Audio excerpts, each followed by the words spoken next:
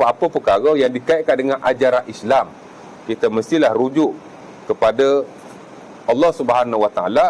Maksudnya merujuk kepada kitab Allah,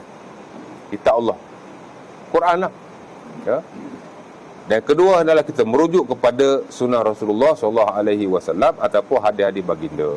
Di mana kata Allah Subhanahu Wa Taala, ya ayyuhallazina amanu atii'ullah wa atii'ur rasul wa ulil amri minkum. Wahai orang-orang yang beriman, taatlah kamu kepada Allah. Hak nombor satu sekali. Ya, sebab itu our absolute obedience ialah to our God. Ketaatan yang mutlak sebenarnya ialah kepada Allah. Tak ada siapa yang boleh challenge. Ya.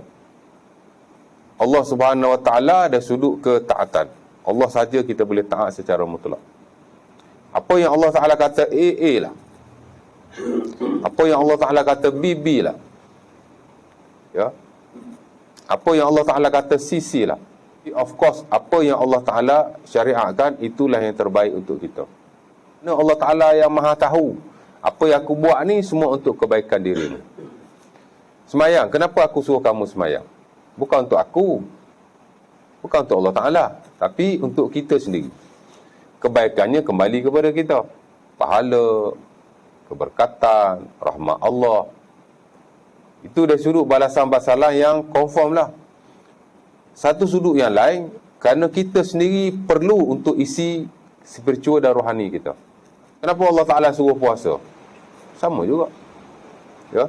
Di samping pahala, balasan syurga Allah Ta'ala nak bagi, puasa sendiri bagus untuk kita dari sudut kesihatan, dari sudut kerohanian.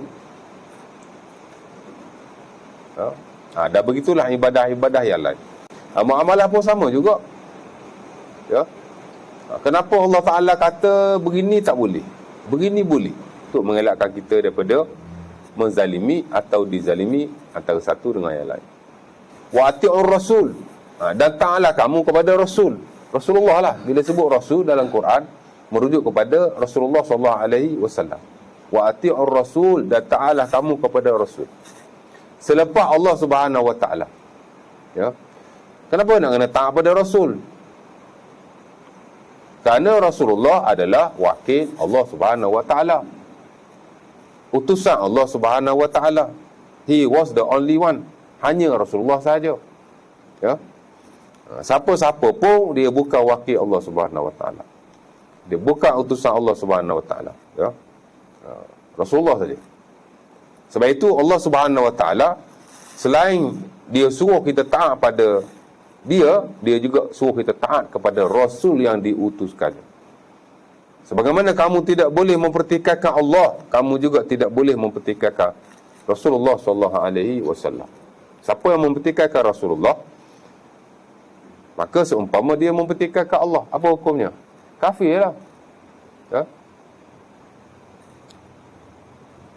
Menafikan hukum hakam yang telah diijma' atau disepakati akan pensyariatannya. Kafir. Orang tu tak semayang kerana malas. Dia tak menafikan hukum semayang tu. Muslim lagi di sisi majoriti. Tapi kalau dia kata semayang ni tak wajib, semayang ni tak dalam Quran, semayang ni Nabi tak suruh, kafir dah. Kharaja anil Islam, irtadda, keluar daripada Islam dan murtadlah dia. Kenapa? Kerana dia tidak mentaati Allah Subhanahu Wa Taala dan Rasul. Dalam kerangka dia telah menafikan apa yang telah diwahyukan oleh kedua-duanya, ya, daripada Allah kepada Rasulullah sallallahu alaihi wasallam. Nabi tak ada siapa yang boleh pertikaikan, sama macam Allah. Kalau Nabi kata A lah, kalau Nabi kata B lah. Dua ni dipanggil absolute obedience, ketaatan yang mutlak. Of course lah hak nombor satu Allah lah, ya. Yang kedua Nabi, kerana Nabi ni wakil Allah. Sebab itu kedua-dua ketaatan ada ketaatan yang mutlak sekali. Ada pun orang lain, ketaatannya bergantung kepada kedua-duanya. Ya. Ketaatannya ada dalam hal-hal yang ma'ruf, hal yang baik. La ta'ata li makhluqin fi ma'siyatil khaliq. Ya. Tak boleh taat kepada makhluk jika ia maksiat kepada khaliq. Kalau apa-apa perintah dia overcross ataupun menyalahi, kontradik dengan perintah yang mutlak, itulah Allah Ta'ala dan Rasul, maka dia tidak boleh ditaati. Itu kita nak kena faham, ya. Jadi Allah Ta'ala kata, taat pada Allah, taat pada Rasul, ati' Allah wa ati'ur Rasul wa ulil amri minkum. Tengok, ayat apa Allah Ta'ala cakap macam mana? Taat kamu pada Allah, taat kamu pada Rasul dan ketua-ketua kamu. Allah Ta'ala tak kata dan taat pada ketua kamu. Allah Ta'ala kata dan ketua-ketua kamu. Allah Ta'ala kata taatlah. Ada perkataan taat tu.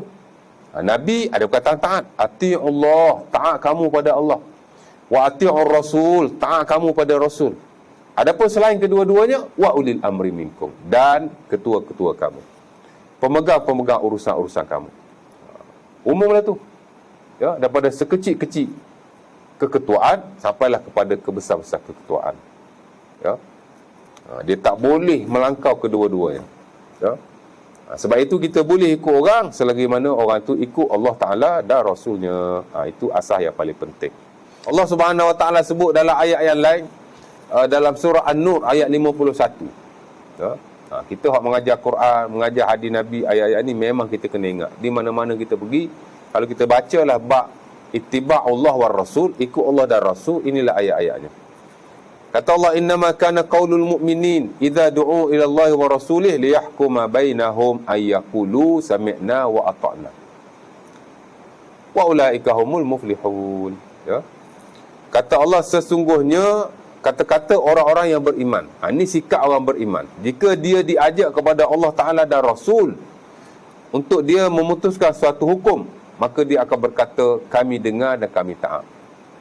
Jadi Allah Ta'ala dengan Rasul, dua je kita. Dengar, taat.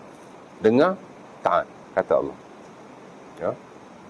Wa ulaika humul muflihun. Dan merekalah orang-orang yang berjaya. Jadi nak berjaya, mesti dengar Allah Ta'ala, taat Allah Ta'ala. Mesti dengar Rasulullah, taat kepada Rasulullah. Dan Allah Ta'ala melarang kita menyalahi kedua-duanya. Tadi suruh taat pada Allah, taat pada Rasul. Taat pada Allah, taat pada Rasul. Kemudian ada juga ayat-ayat Allah Ta'ala larang kita menyalahi kedua-duanya. Ya. Antaranya dalam surah An-Nur, dalam surah An-Nisa ayat 151, kata Allah, wa man yushaqiqir rasul min ba'di ma tabayyana lahumul huda wa yattabi' ghaira sabilil mu'minin nuwallihi ma tawalla wa nuslihi jahannam wa sa'at masira. Siapa-siapa yang menyanggahi Rasulullah, wa man yushaqiqir rasul, selepas jelas kepadanya petunjuk perkara berkenaan. Kalau dia tak tahu, tak apa. Ni dia dah tahu, jelas. Tiba-tiba dia menyanggahi juga. Wa yattabi' ghaira sabilil mu'minin, dan dia ikut jalan bukan jalan orang yang beriman. Jalan orang yang beriman taat pada Allah, taat pada Rasul. Tiba-tiba dia menyalahi kedua-duanya. Of course lah dia tak ikut jalan orang yang beriman. Apa Allah Ta'ala akan lakukan kepadanya? Allah Ta'ala kata, nuwallihi ma tawalla. Kami akan lakukan ke atasnya apa-apa yang dia telah lakukan. Ya? Dia telah melakukan perkara yang tidak baik, kami akan balas keburukannya itu, benda dia buat. Wa nuslihi jahannam, at the end neraka lah tempat dia pergi. Wa sa'at masira, dan seburuk-buruk tempat kembali. Ya. Dan mungkin lagi ada ayat-ayat yang lain. Jadi itu amat penting. Jadi pengarang bawa mengayat ni nak peringat kepada kita bahawa apa-apa perkara yang dikaitkan dengan ajaran Islam, kita mestilah rujuk kepada Allah Subhanahu Wa Ta'ala. Maksudnya merujuk kepada kitabullah, kitab Allah, Quran lah. Ya. Dan kedua adalah kita merujuk kepada sunnah Rasulullah SAW ataupun hadis-hadis baginda. Ya. Kerana dua tu adalah sumber kepada agama kita. Sebab tu agama ni kita tak boleh main cakap saja. Tak boleh main sebut saja, hatta saya pun nak kena semak dulu, nak kena ulang kaji dulu. Ya. Dan kalau benda tu kita tak pasti, kita tak boleh nyatakan. Tak boleh semena-mena. Kerana kita akan dipertanggungjawabkan oleh Allah Subhanahu Wa Ta'ala. Kita kena amanah dengan ilmu, dan kita kena ajar benda-benda yang kita pasti. Inilah perkara yang disyarakkan, inilah perkara yang inline dengan sumber yang telah diwahyukan. Itu amat penting sekali. Ya. Dan kalau kita lihat ulama-ulama kita, tuan-tuan, umpama Al-Imam Asy-Syafi'i rahimahullah, antara ulama besar yang amat tegas sekali bila merujuk kepada sumber hukum hakam dalam agama. Ya. Di mana Imam Syafi'i rahimahullah digelar oleh orang Islam sebagai Nasirus Sunnah. Ya, orang yang mempertahankan ajaran Rasulullah sallallahu alaihi wasallam. Sebab tu kita lihat dalam kehidupan dia banyak fatwa yang dia keluarkan. Paling sikit dua. Paling sikit. Dalam mana-mana isu, Imam Syafi'i ada dua pendapat. Satu dipanggil pendapat beliau yang lama semasa beliau berada di Baghdad. Satu lagi dipanggil pendapat dia yang baru semasa dia berada di Mesir. Kadang-kadang semasa dia di Mesir ada dua fatwa yang baru. Dia sentiasa memperbaharui fatwanya. Ini orang tak duduk diam ni, buat kerja je. Paling sikit dua ya. Dalam setengah-setengah keadaan, satu hukum sampai 5 pendapat yang dia keluarkan. Pasal apa? Pasal Imam Syafi'i rahimahullah, dia nak pastikan pendapat dia ni benar-benar menepati apa yang disyaratkan oleh Allah Subhanahu Wa Taala. Ya. Dan hampir ke semua isu-isu dalam hukum fiqh lah ya, ibadah baik, muamalah baik, dia telah kemaskinikan. Kemaskini berlaku.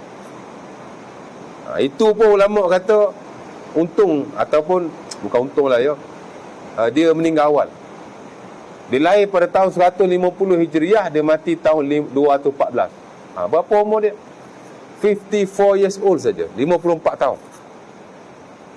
Banyak pendapat yang dia keluarkan. Paling kurang dua kan. Orang kata kalau dia panjang umur lagi, banyak lagi pendapat yang dia keluarkan. Pasal itu kerja dia. Dia faqih, dia mujtahid. Dia sentiasa berusaha untuk nak memastikan pendapat dia ni benar-benar mendekati apa yang disyariatkan oleh Allah Subhanahu Wa Taala dan Rasul.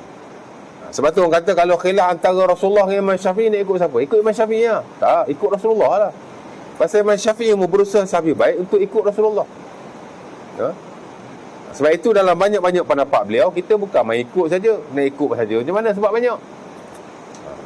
Jadi satu kerja pula kepada ulama-ulama yang terkemudian, saring. Sebahagian kita ikut pendapat dia yang baru, tu banyak lah. Tapi sebahagian kita ikut pendapat dia yang lama. Pasal apa? Pasal ini prinsip Imam Syafi'i sendiri. Yang mana yang lebih dekat dengan syariat Allah, kamu ikut yang tu. Walaupun itu pendapat lama aku. Ya?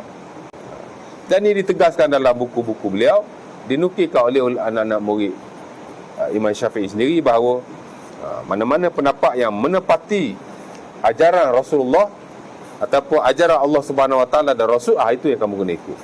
Itu kita keluar satu resolusi dipanggil Muktamad Mazhab Syafi'i.